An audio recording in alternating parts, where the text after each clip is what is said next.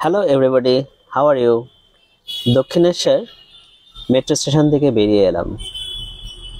Station থেকে বেরোলেই চোখে পড়বে এই লম্বা স্কাই ওয়াক, দুধারে কাচের দেয়াল। সেদিক দিয়েই হাঁটতে হাঁটতে বাইরে তাকালে চারিদিকে যেন অন্যরকম এক শান্তির অনুভূতি। নিচে রাস্তা আর উপরে এই নিরিবিলি পথ, একদম আলাদা অভিজ্ঞতা। স্কাই ওয়াক থেকে চারিদিকে তাকালে শহরটা যেন অন্যরকম ভাবে ধরা যায়। হাওয়া, আলো আর স্বচ্ছ কাঁচের ফাঁক দিয়ে দেখা যায় পুরো দক্ষিণেশ্বর এলাকার সৌন্দর্য। এই দোকানের হাঁক ডাক, এসব দেখতে দেখতেই আমরা হেঁটে চলেছি এই স্কাই ওয়াক ধরে। এই স্কাই ওয়াকটি বেশ লম্বা, আমরা একটু ছোট করে দেখালাম। এখান থেকে আমরা বেরিয়ে এলাম বাইরে। মন্দির চত্বরে যেহেতু একদম ভিতরে ক্যামেরা অ্যালাউড নয়, তাই আমরা মন্দির চত্বরের যতটা সম্ভব আমরা আজকে এই ভিডিওতে আপনাদের দেখাবো।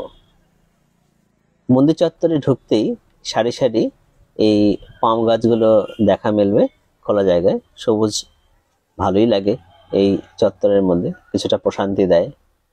পার্কিং এরিয়াও বেশ বড়, ফলে দূর দূরান্ত থেকে যারা আসে তাদের কোনো অসুবিধাই হয় না। পথের দুধারে রয়েছে ফুটপাথ, সেটা ধরেই আমরা হাঁটতে হাঁটতে এগিয়ে চলেছি।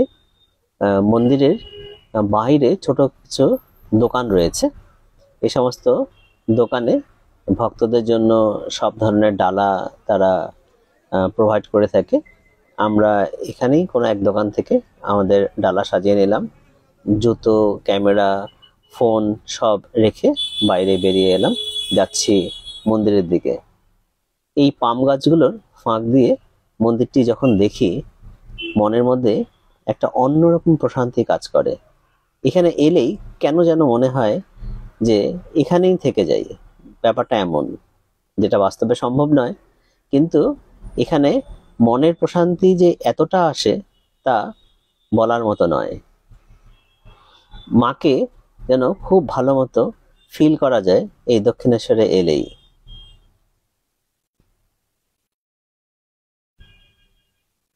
অনেক গাড়ি নিয়ে অনেকেই আসে, আমরা এই চত্বর দিয়ে হেঁটে যাচ্ছি।